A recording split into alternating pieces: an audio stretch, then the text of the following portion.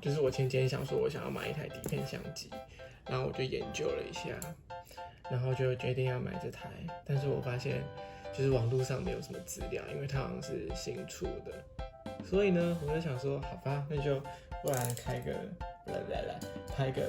开箱，对，因为这样好像其他人就也可以知道说这台到底是长怎么样。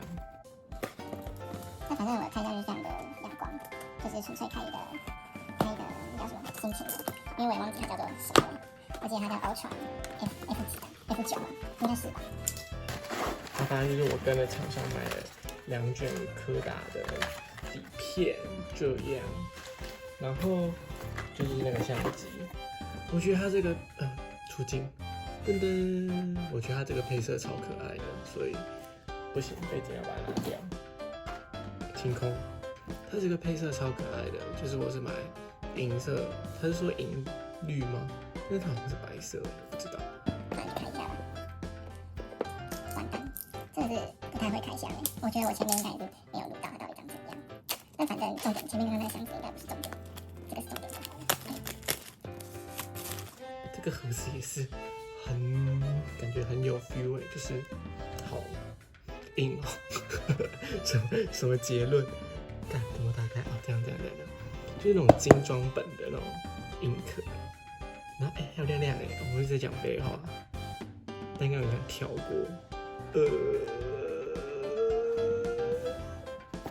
好，打开了，就是长这样，超级够注意的啦。Thank you so much for your order。好，不重要。它又出镜了，要拍一下它长怎样吗？它就是长这样。这个是有点软软的，我原本以为它会是那种假塑胶，但是它是真的有一点点软软的触感的那种东西。闪光灯的开关，然后还有附绳子，然后就长这样，就跟一般的相机一样，只是我觉得很可爱而已。OK， 所以后来我觉得我好像不适合用脚架拍，应该用手持的，因为我发现我用脚架拍我好像不习惯。那我觉得这个绳子啊，就是也是蛮 fancy 的，就是有点东西很漂亮这样。